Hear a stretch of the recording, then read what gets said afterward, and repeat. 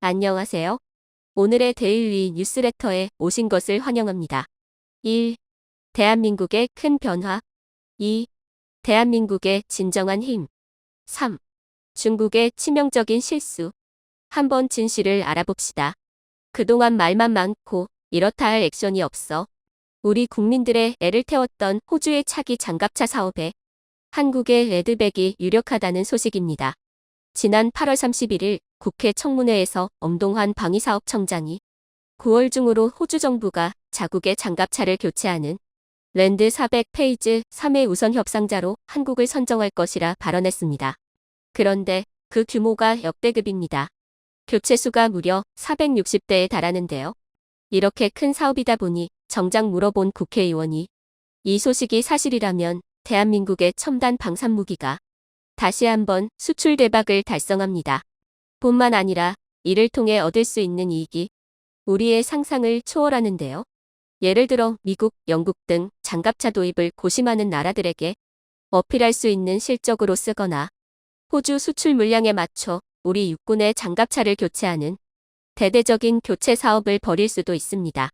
특히 이번 우크라이나 전쟁에서도 뛰어난 장갑차가 얼마나 중요한지 확실히 드러났기 때문에 차기 장갑차 도입 사업의 전망은 아주 밝다고 할 수 있습니다.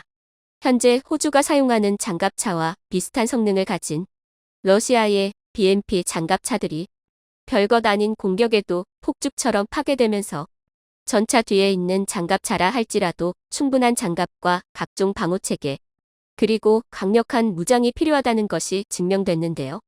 현재 알려진 바에 따르면 차기 장갑차는 단순히 설계와 장비의 성능만 달라졌던 지난 수십 년간의 장갑차 개발과 달리 새로운 구동체계를 통해 현 세대를 완전히 뒤엎는 혁신적인 장갑차를 도입하는 사업으로 추진되고 있습니다. 그런데 놀라운 것은 지금 개발되는 기술 중 이름만 들으면 뭐가 뭔지 감도 안 잡히는 이 최신 장비 틀 중 상당수가 이미 다른 국산 방산무기에 적용됐거나 개발 막바지에 접어든 상태입니다. 그러니까 선택이 문제지 만들려 하면 언제든지 한국의 차기 장갑차는 레드백을 뛰어넘는 장갑차로 만들 수 있다는 것이죠. 그렇다면 이 모든 기술을 100% 적용했을 때 나올 차세대 보병 전투차의 성능은 대체 어느 정도일까요? 한 가지 확실한 게 있다면 우리가 꿈의 장갑차라고 생각했던 레드백을 압살할 것은 분명해 보입니다. 그래서 준비했습니다. 오늘은 호주 사업에서 레드백 수출이 미칠 파급과 한국이 개발 중인 차세대 보병 전투차의 성능에 대해 알려드리겠습니다. 대한민국의 AS-21 레드백 보병 전투차가 호주의 랜드 400 페이지 3 사업에서 독일의 KF-41 링스와 맞붙은 지 어느덧 수년이 지났습니다. 처음에는 한국이 만든 무기가 아무리 좋아도 어떻게 독일을 이기냐는 비아냥을 들었으나 시간이 지날수록 점차 유리해지는 레드백 장갑차를 보며 많은 우리 국민이 레드백 장갑차의 호주 수출을 응원했습니다. 그러나 요새는 반응이 뜨뜻미지근합니다. 우선 올해에는 반드시 나온다던 최종 결과가 아직 나오지 않았습니다. 오히려 지난 5월 16일 호주 정부가 사이버 보안 등 다른 국방 분야 예산을 확대하기 위해 랜드 400 사업 예산을 삭감할 수 있다는 마른 하늘의 날벼락 같은 보도가 나왔습니다. 그것도 한두 대도 아니고 무려 100여 대를 감축한다는 이야기였습니다. 이 때문에 국내에서는 어느 순간부터 레드백에 대해 이야기하는 이들이 사라졌고 한국이 아무리 무기를 잘 만들어봐야 한계가 뻔하다는 자조 섞인 이야기도 많이 나왔습니다. 그런데 그 사이에 대사건이 일어났습니다. 바로 폴란드와 대규모 방산 거래가 성사된 것입니다.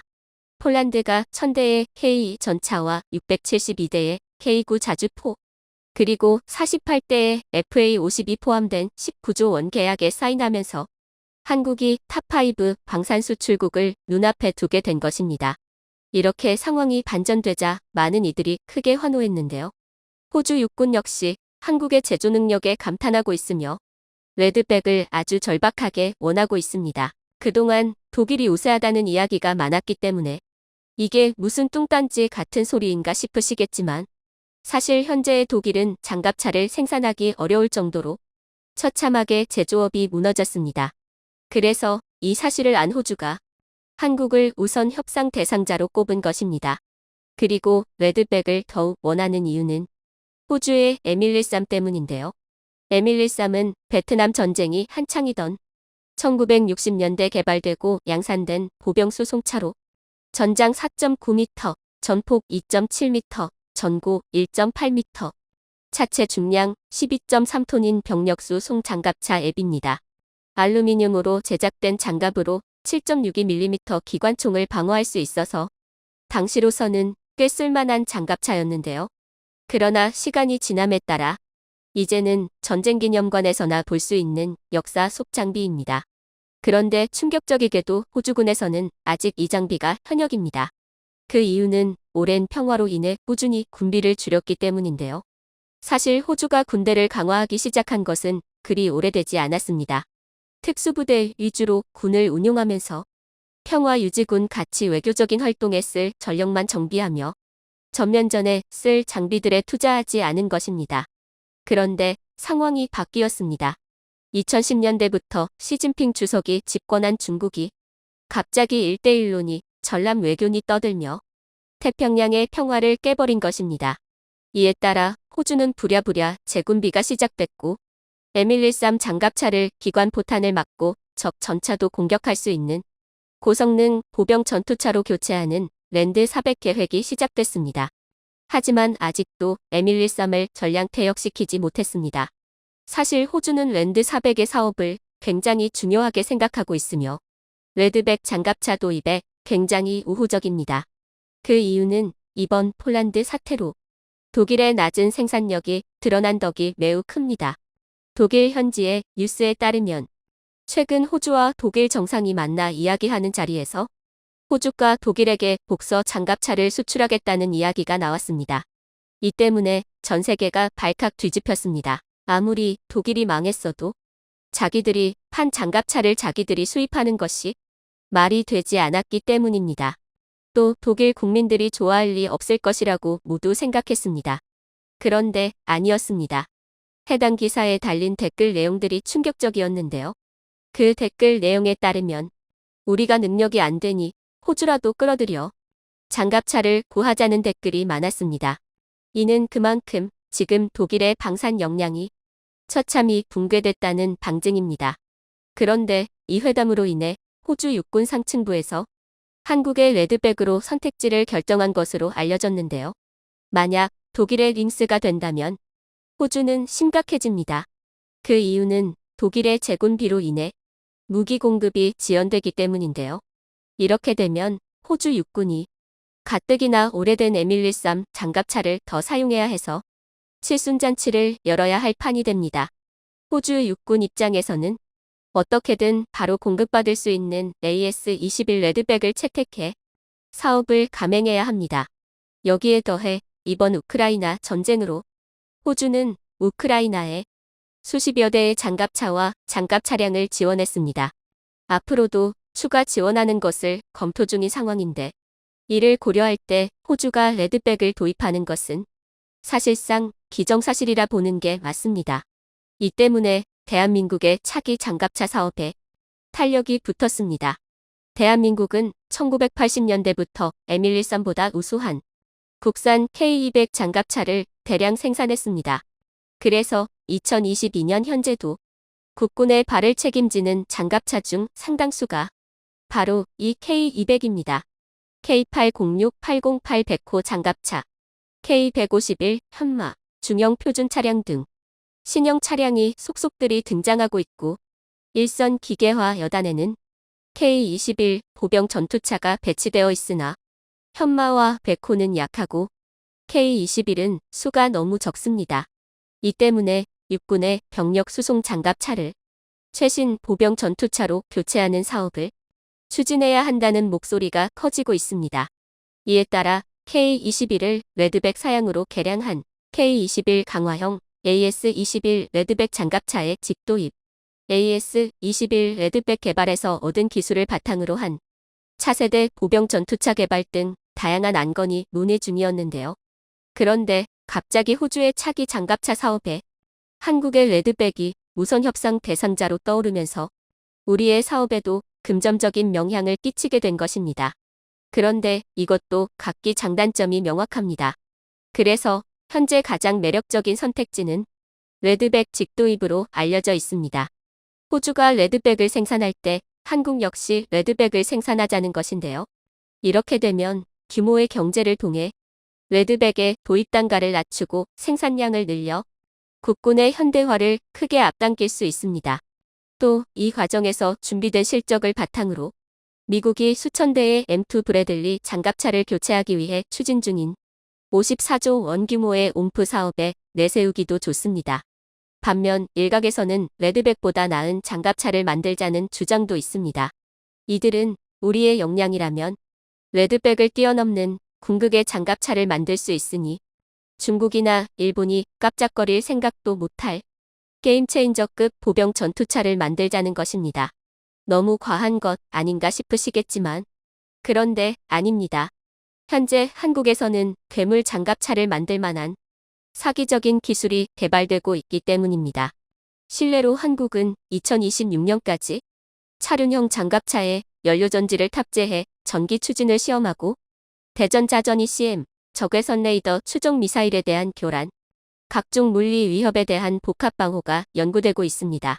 그리고 거의 대부분의 연구가 2021년에서 2022년에 시작돼서 2020년대 중반 마무리됩니다. 따라서 지금 장갑차 개발을 결정하면 2030년 이전까지 시제품을 개발하고 2030년대부터 양산하는 것이 가능합니다. 그런데 이렇게 탄생한 차세대 보병 전투차의 스펙이 어마무시합니다. 우선 장갑 수준은 레드백 이상으로 달립니다. 그리고 레드백이 쓰는 고무 궤도, 사방을 증강현실로 파악할 수 있는 아이언 비전 등 각종 센서도 당면이 탑재됩니다. 오히려 복합 능동방호로 더 강화되는데요. 먼저 레드백에 탑재되는 아이언 피스트를 국산화하기 위해 아이언 피스트가 사용하는 전방집 속 파편탄두, 다임 체계의 개발이 한창입니다. 그것도 그냥 미사일만 막는 게 아니라 배회폭탄이나 드론이 발사한 공대지 미사일 혹은 드론 그 자체를 파괴하기 위해 하드킬 체계의 고각을 높이고 무인기에 대한 재밍 능력까지 포함됩니다. 즉 장갑차가 비행기나 드론이 쏜 미사일까지 막게 되는 것이죠. 하지만 이런 재밍만으로는 제블린이나 현궁 같은 적외선 추적 기능과 상부 공격 능력을 갖춘 대전차 미사일을 상대하기 어렵습니다.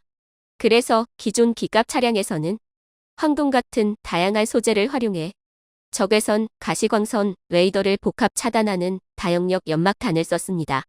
그러나 연막탄은 바람이 많이 불거나 비가 많이 오면 효과가 떨어집니다. 그래서 항공기에서 미사일을 교란하기 위해 사용하는 지향성 적외선 방해 장치 더크를 탑재할 계획인데요. 관계자에 따르면 수리온에 탑재된 더크만으로도 현궁을 재밍하는 게 가능합니다. 만약 여기에 레이저로 상대를 조준하는 레이저 추적을 감지할 수 있는 레이저 경보장치 LWR이 추가된다면 이론상 무적의 방어체계가 완성됩니다. 그리고 놀랍게도 한국은 이 LWR 기술도 보유하고 있습니다. 아직 끝이 아닙니다. 카프2 개발 과정에서 거의 완성된 40mm 포를 탑재한다면 절갑탄을 사용했을 때 북한판 T-62 천마호 같은 2세대 전차를 정면 상대할 수 있습니다.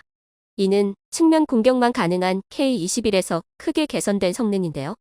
한마디로 계획대로 개발이 이뤄질 경우 한국의 차세대 보병 전투차는 현존하는 구식 전차를 때려잡고 미사일을 방어하며 전자전도 견디는 무적의 방패가 됩니다. 상상만 해도 가슴이 웅장해지는 장갑차를 지금 한국이 계획하고 있습니다. 요즘 우리나라에서 가장 잘 나가는 사업을 말한다고 하면 단연코 군수산업이라고 할 수 있습니다. 그야말로 세계의 무기 창고가 되어가고 있는데요. 홍콩의 사우스 차이나 모닝 포스트 SCMP는 지난 6일 한국이 주요 무기 수출국으로 급부상함에 따라 조만간 중국을 제치고 세계 4위의 방산대국이 될 것이라는 보도를 내놓기도 했습니다. 얼마 전 중국에서 가장 권위 있는 군사평론가 중에 한 명인 중국해 군군사학술연구소의 이걸리걸은 한국의 무기 판매가 호조를 보이는 이유를 다음과 같이 분석하기도 했습니다. 한국의 무기 수출을 보면 해당 무기의 생산 기술을 상대국에 전수해주는 방식을 취합니다. 상대에게 파는 것인데요. 그 다음으로 AS를 들 수 있습니다. 특히 한국인들이 비즈니스를 잘하는 이유가 해당 무기를 판매하는 것뿐 아니라 부가적으로 생산 라인까지 현지에 제공해줍니다. 트르키에 터키를 포함 외국의 생산 라인들이 한국보다는 못하니까요. 이런 이유로 최근 한국이 무기 판매에서 전 세계적으로 두각을 보이고 있으며 일본을 앞지르는 것입니다. 이러자 현재 무기 수출국 4위인 중국의 입장에서는 작년 초만 하더라도 크게 개의치 않았던 중국 언론들이 요즘에는 발등에 불이 떨어진 듯 이와 관련한 소식들을 연일 내보내고 있습니다. 지난 10일 망령 뉴스는 200억 달러를 돌파하는 한국의 방산사업 세계 4위로 도약하는 비결은 무엇인가? 라는 제목의 뉴스를 내보내더니 14일 소후 뉴스는 안국이 세계 4위 북위 20국이 내려앉았네. 과연 한국은 중국을 추격할 수 있을 것인가? 라는 제목만 봐도 상당히 쫄고 있다는 것을 느낄 수 있는 보도를 내놓기도 했습니다. 뿐만 아닙니다. 과거에는 1년에 고작 한두 번 한국의 무기와 관련된 소식을 전하던 중국의 CCTV는 최근 9월, 10월 연달아 한국의 무기 수출과 관련해 여러 군사 전문가들을 초청해 우리나라의 각종 무기 및 판매 방법에 대해 분석하는 모습을 보였는데 이는 그만큼 중국이 현재 한국에게 바짝 쫓기고 있다는 것을 그대로 보여주는 것이 아닌가 하는 생각이 듭니다. 그래서 오늘은 이와 관련하여 주요 내용들 위주로 여러분들께 간단히 소개하는 시간을 갖고자 합니다.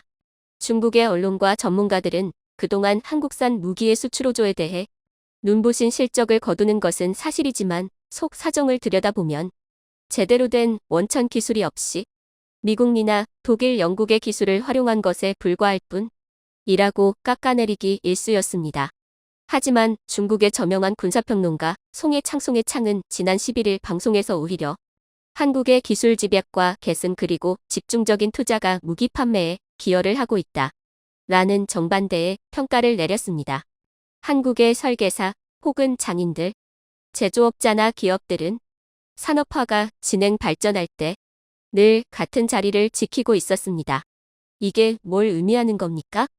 핵심 멤버가 계속 자리를 지킨다는 것은 투자만 이뤄진다면 폭발적인 증가세를 가져올 수 있다는 말이 됩니다. 이게 서방과 좀 다른 부분입니다.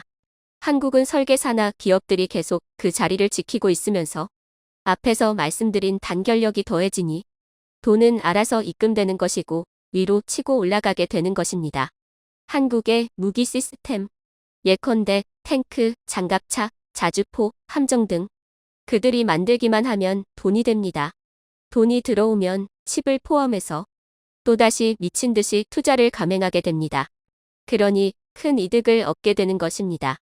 특히 이날 한국의 무기 발전 및 국방공업 생산 라인 체계에 관해 토론을 이어가던 중 앞서 등장한 군사평론가 송해 창은 한글의 유인정과 특징성이 한국의 군수산업 기업들의 무기 개발에 도움을 주고 있다. 라는 기존에 들을 수 없었던 논리를 펼쳐 많은 이들의 관심을 받기도 했습니다. 중국은 함축적이잖아요. 우리는 작은 것을 봐도 늘 많은 것들을 생각한단 말이죠. 작은 것을 봐도 그 안에 암시하는 것들이 많으니까요. 한자 안에 포함된 것들이 많죠. 한글을 보면 수많은 부분들이 각종 조사에서 변화를 일으킵니다. 여기에 논리와 낭만도 있습니다. 이게 일어와 다른데 일어는 너무 복잡하고 반드시 한자를 이용해 그 깊은 뜻을 표현합니다. 그런데 한글은 소리만 내도 뒤쪽에 있는 동사, 우리식으로 말하면 동사로 볼 수 있는데요. 이게 수많은 것들을 표현합니다. 게다가 길지도 않아요. 하지만 많은 것들을 말하죠. 이러니 쉽게 이해가 되고 길게 붙여서 말하지 않아도 세밀하죠. 여기에 많은 유연성까지 담겨 있습니다. 한국만의 문화적 독창성이 있다는 것입니다. 문자가 곧 한국의 문화이니까요. 말할 때 보면 한국어를 들으면 농담이지만 중국의 어느 성의 방언처럼 틀리는 경우도 있어요. 결국 한글 안에 그들만의 문화를 내포하고 있다는 것입니다.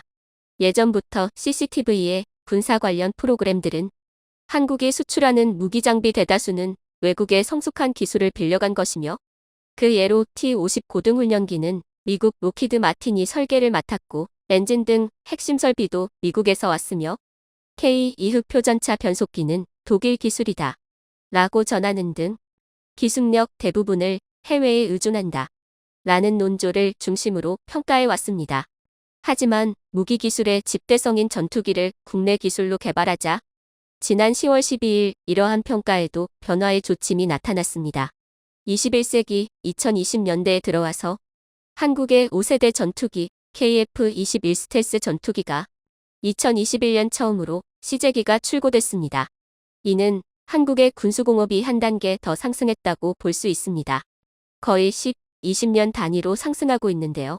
2000년부터 2020년까지 한국의 전체 항공공업 기술자들과 설계자들이 자체적으로 이 5세대 전투기인 KF-21을 개발했는데 이는 그야말로 한국의 항공공업 산업이 전혀 다른 질적인 변화를 일으킨 것과 같습니다. 게다가 KF-21의 전체 생산 라인을 보면 부품의 조립까지 포함해서요. 레이더까지 한국이 자체 개발했습니다. 5세대 전투기는 능동형 정밀접 글레이더를 사용하는데 이 레이더 기술 역시 한국이 스스로 개발한 것입니다. 물론 이스라엘의 기술적 도움을 일부 얻긴 했지만 자체적으로 레이더를 연구개발했다는 것은 큰 비약적 발전이 있다고 봐야 합니다. 해당 내용을 접한 중국 네티즌들은 어떤 반응을 보일까요? 한국의 저런 장점을 보고 우리도 어떻게 하면 많이 팔까 생각 좀 하자. 한국산 무기가 서방으로 팔려나간다는 것은 한국 무기에서 배울 점이 있다는 것을 뜻하지. 한국이 말하는 문자라는 것은 중국어 발음 기호를 한국어로 옮긴 것에 불과해. 한글이 유연성이 있다? 그런데 왜 이름을 아직도 한자로 쓰나요? 한국이 최근 무섭게 발전하긴 하지. 절대 가볍게 봐서는 안 되는 적수야. K9의 판매량을 이해하려면 화웨이 핸드폰이 잘 팔리는지 삼성폰이 잘 팔리는지 생각해보면 답이 나와. 중국의 섬급 도시점도 밖에 안 되는데도 선박, 군수, 자동차, 반도체들에서 세계 선두에 있으니 스스로 자부심을 느낄만 하겠어. 만만히 볼 나라가 아냐. 최첨단 제조나 정보화 쪽에서 장족의 발전을 하고 있으니까. 인구도 얼마 되지 않는 나라에서 저런 문기들 만들어내는 것 보면 배울 점이 분명 있단 말이야. 요즘 경기가 어렵습니다. 그렇기에 지금 군수산업처럼 다른 분야들도 모두 잘 돼서 압도적인 가격 경쟁력과 출중한 스펙으로 세계 경전투기 시장 정복을 눈앞에 두고 있던 한국의 FA-50, 폴란드 수출을 기점으로 블록 20 업그레이드도 확정되면서 FA-50의 자리를 넘볼 기종은 나타나지 않을 것으로 보였는데요. 얼마 전 중국에서 유출된 사진이 전 세계적으로 큰 파장을 불러일으키고 있습니다. 중국에서 제작된 경전투기의 사진이 유출된 것인데요. 괘씸하게도 미국의 F5와 한국의 FA-50을 섞어서 베낀 듯한 형상을 하고 있어 많은 밀리터리 매니아들의 입방아에 오르내리고 있습니다. 이 새로운 경전투기는 FA-50의 강력한 경쟁자로 주목받고 있습니다. 성능 면에서 FA-50에는 전혀 미치지 못하지만 어처구니가 없을 정도로 싼 가격을 무기로 공격적인 판촉에 나선 상태입니다. 아니나 다를까 중국이 만들었기 때문이죠. 세계 전투기 시장의 뜨거운 감자로 떠오른 중국의 FTC 2000G에 대해서 F-22 랩터로 대표되는 5세대 전투기가 세상의 모습을 드러내고 나서 미래의 공중전은 5세대 전투기가 지배하게 될 것으로 여겨졌습니다. 이런 예상이 아주 들린 것은 아니었습니다.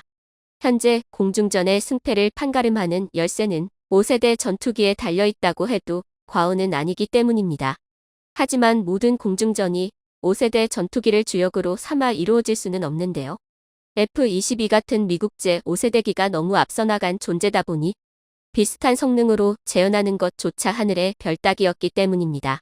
1990년대에 만들어진 F-22에 견줄 수 있다고 주장하는 다른 5세대기가 등장한 것도 무려 20년이 지난 2010년대였을 정도니 말다 했죠. 그나마도 러시아제와 중국제라서 그 성능의 진위를 크게 의심받고 있는 상황. 2022년 현재도 5세대기를 보유하고 있다는 것은 미국의 우방이라 미국이 5세대기를 팔아줬다는 의미와 다르지 않습니다. 5세대기의 등장을 통해 공중전에 대한 각국군의 인식과 교리는 크게 바뀌었습니다. 하지만 도저히 따라잡을 수 없는 기술 격차를 메우지 못해 혹은 천문학적인 비용 문제를 감당하지 못해 여전히 대부분의 공중전은 5세대에 한참 못 미치는 성능의 전투기로 치러지고 있는데요.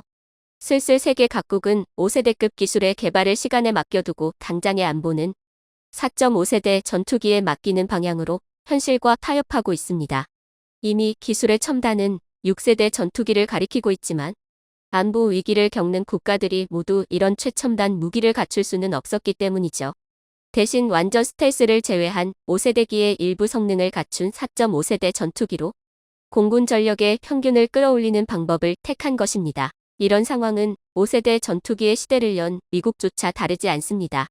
아무리 국방비 투자가 많은 미국이라도 공군 전투기 전부를 F-20이나 F-35 같은 5세대 스텔스기로 도배해 놓고 운용할 방법은 없습니다. 미군 역시 F-15 이글, FA-18 호넷, F-16 파이팅 펠컨 등 잘 만든 과거의 기체들을 개량 및 현대화시켜서 지금까지도 잘 활용하고 있죠. 한국을 포함한 다른 많은 국가들도 이런 전략을 따라 4.5세대 기체들로 주 전력을 채우고 소량 도입한 5세대 기체로 군사적 억지력을 형성하는 하이로우 믹스를 채택하고 있습니다. 이런 기류가 형성된 것이 근래의 일은 아니지만 러시아의 우크라이나 침공은 전 세계가 이러한 기류에 편승하는 속도를 가속시키는 계기가 되었습니다. 한치라도 어긋났다가는 세계 대전으로 번질 수 있는 상황에서 세계 각국은 생존을 위해 허겁지겁 국방력 강화에 나섰습니다. 그리고 그 반사이익을 가장 크게 본 나라가 바로 한국이었죠. 4.5세대 전투기에 대한 세계적인 수요가 삽시간에 폭발한 데에 비해 정작 미국을 제외하면 제대로 된 전투기를 만들 수 있는 나라가 몇 되지가 않았습니다. 하지만 미국은 적이 될 가능성이 조금이라도 있는 나라라면 절대로 자국산 무기를 내주지 않습니다. 그런 상황에서 고를 수 있는 옵션은 인도의 테자스, 이탈리아의 M346, 파키스탄의 JF-17, 그리고 한국의 FA-50 정도가 있었는데요. 냉정하게 말해서 FA-50을 제외하고는 전부 심각한 문제점을 안고 있는 하자품들입니다. 테자스는 인도가 장장 40년에 걸쳐서 만들었는데 자국 공군조차 그 성능을 신뢰하지 않아서 인수를 거부하는 항명 사태까지 일어났던 물건입니다. 게다가 가격도 거의 F-35A에 달하는 수준으로 책정돼서 사갈 이유가 전혀 없는 애물단지가 되어버렸습니다. M346은 일단 초음속 비행이 불가능한 데다가 제대로 된 공중전 수행 능력이 없어 입찰 경쟁에 이겨본 적이 없죠. JF-17은 파키스탄이 중국과 합작했다고 주장하지만 사실상 중국이 다 만들고 있는 전투기입니다. 일단 그것만으로도 미국의 눈치가 보이는데 더 심한 문제도 많죠. 러시아와 중국 사이에서 부품을 가지고 어설프게 줄타기를 하던 파키스탄 때문에 JF-17은 엔진에 치명적인 결함을 달고 사느라 천문학적인 유지비를 잡아먹습니다.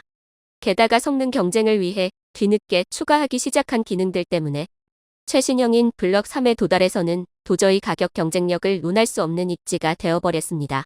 이런 수준 미달 경쟁자들 사이에서 비록 체급이 작더라도 훌륭한 수출 실적과 실전 경험까지 갖추고 있는 FA-50은 믿을 만한 선택지로 떠오르게 되었습니다. FA-50과 그 원형인 T-50은 인도네시아, 이라크, 필리핀, 태국으로 팔려나갔고 폴란드 수출로 마침내는 나토의 문턱까지 뚫었습니다. 그리고 이를 계기로 이사 탑재, 공대공공대지 무장 통합 등을 포함한 블럭 20으로 강력한 업그레이드를 꾀할 수 있게 되었습니다. 그리고 이 개량이 끝날 쯤에는 FA-52 세계 경전투기 시장을 제패하는 것이 꿈이 아니게 될 예정이었죠. 그런데 여기서 예상치 못한 복병이 나타났습니다. 그 이름은 FTC-2000G. 중국에서 JL-9 훈련기를 개조해서 만든 경전투기였습니다. FTC-2000G의 스펙은 사실 FA-50에 비할 바가 못 됩니다. 최대 속도 마하 1.2, 폭장량 역시 3톤으로 솔직히 말해서 FA-50이 도저히 자랑할 수 없는 스펙에 있어서도 모자라는 모습을 보여주기 때문입니다. 그런데 어떻게 이런 전투기가 FA-50의 지위를 흔들 수가 있는 걸까요? 그 원인은 바로 가격에 있었습니다. FA-50도 가성비로는 어디 내놓더라도 부족하지 않지만 FTC-2000G의 가격은 상상을 초월하는 수준입니다. 기본가가 40에서 50억, 풀옵션이 80에서 100억이라는 말도 안 되는 가격인데요. FA-52 최근 폴란드에 판매되며 도장을 찍었을 때 대당 가격이 약 811억 원이었는데 이 정도조차 다른 경쟁 기체들의 반값 수준이었습니다. 그런데 FTC 2000G는 그 FA50의 8분의 1 가격이라는 것입니다. 민수용 경비 행기의 가격이 20억 언저리라는 것을 생각하면 상식을 파괴하는 수준입니다. 이런 일이 가능했던 이유는 FTC 2000G의 원본인 JL92, 냉전 시대를 휘날렸던 소련제 전투기 미그 21을 바탕으로 만들어졌기 때문입니다. 중국에서 라이센스 생산한 분량만 해도 수천 대에 달하다 보니 생산 단가를 극한까지 줄일 수가 있었던 것이죠. 그 결과 거의 장갑차 가격으로 전투기를 살 수 있다 보니 벌써부터 중국 무기를 사는 데에 거리낌이 없는 나라 몇몇이 이를 사갔습니다. FTC 2000G에는 JF-17 블럭 3과 동급인 수출용 이사 레이더 LFK 601이 탑재되어 있고 중국판 암램으로 불리는 PL-12 중거리 공대공 미사일이 동합되어 있어 사거리 90km 이상의 BVR 전투까지 가능하다고 합니다. 더불어 중국제 공대함, 공대지, 대레이더 미사일 역시 탑재할 수 있고 정밀 유도 폭탄도 달 수 있다고 하죠. 객관적으로 봐도 가격에 비해서 상당한 성능입니다. 물론 중국산인 만큼 이 전투기가 제대로 작동을 하는지는 두고 봐야 하는 일이지만 저 압도적인 가성비는 어느 정도의 하자조차 감수하고 쓸 가치가 있는 정도입니다. 가격도 성능도 놓쳐버린 JF-17의 실패를 딛고 탄생한 FTC 2000G는 이제 정말로 FA50의 수출기를 막을지도 모르는 경쟁자가 되었습니다. 수출 시장에서 FA50의 강점 중 하나는 미국과의 관계가 껄끄럽거나 미국이 자국 전투기 수출을 거부한 적이 있었더라도 한국과는 거래할 수 있는 가능성이 있다는 것이었습니다. 하지만 FTC 2000G가 등장한 이상 그런 나라들이 그냥 FA50을 포기하고 중국과 손을 잡는 방향으로 선회할 가능성이 생겼습니다. 세계는 냉전을 거치며 이런 구도를 이미 경험해 본 적이 있죠. 미국이 과거 전 세계의 동맹국의 수천 대나 팔아댄 F 프리덤 파이터와 고소련이 마찬가지로 동구권 국가들에 엄청나게 팔았던 미그 21의 경쟁 구도입니다. F5의 경우 우리나라만 해도 무려 340기를 도입했고 대만은 400기가 넘게 도입했을 만큼 서구권 전체에 널리 보급됐고 그 이름처럼 냉전기 서방 자유세계 공군의 상징과 같은 존재가 되었습니다. 한편 미그 21도 총 생산량만 1만 대가 넘는 베스트셀러죠. 미그 21 역시 F와 마찬가지로 냉전기 동구권을 상징하는 무기였습니다. 그런데 얄궂게도 정작 FTC 2000G의 외형은 기반이 된 미그 21보다는 F와 FA50을 쏙 빼닮았습니다. 전투기를 비롯한 항공기에 있어서 그 형상은 곧 성능을 나타냅니다. 아무리 여태껏 항공기 형상의 역사가 한 가지 형태로 압축되는 수렴 진화의 양상을 띄었다고는 하더라도 캐노피와 엔진부의 형상은 F5나 FA50을 참고하지 않았다고 발뺌할 수가 없는 수준입니다. 매번 고래왔듯이 중국이 또 양심도 없이 타국 기술자들의 성과를 베낀 것입니다. 중국은 몇 달 전 새로운 스텔스 전투기 J-35를 공개하면서 자신들이 미국의 F-35를 베꼈다는 정황을 숨기려고도 하지 않았죠. 센서, 웨이돔, 조종석 구조, 개폐 방식까지 어처구니 없을 정도로 똑같았는데요. 한국이 KF-21을 날리고 얼마 되지 않아 깜짝 공개된 J-35는 누가 봐도 F-35와 판박이었고 심지어는 제식 번호까지 베껴놔서 전문가들조차 고개를 내저었습니다. FTC 2000G 역시 마찬가지의 맥락이었을 것으로 보이는데요. 물론 앞서 말했듯이 FA50을 비롯한 서구권의 무기들이 이보다 못하지는 않으니 싸워서 질 걱정은 하지 않아도 될 것입니다. 하지만 시장에서의 경쟁력이라는 차원에서는 충분히 경계할 만한 대상이 되죠. 두려워할 필요는 없겠지만 그렇다고 해서 적성국인 중국의 무기를 과소평가하는 것도 바람직하지 않을 것입니다. 부디 한국이 이러한 위기를 현명하게 극복할 수 있기를 바랍니다. 영상이 도움이 되셨다면 구독과 좋아요 부탁드리며 오늘도 감사합니다. 최고로 멋진 하루 보내시길 바랄게요.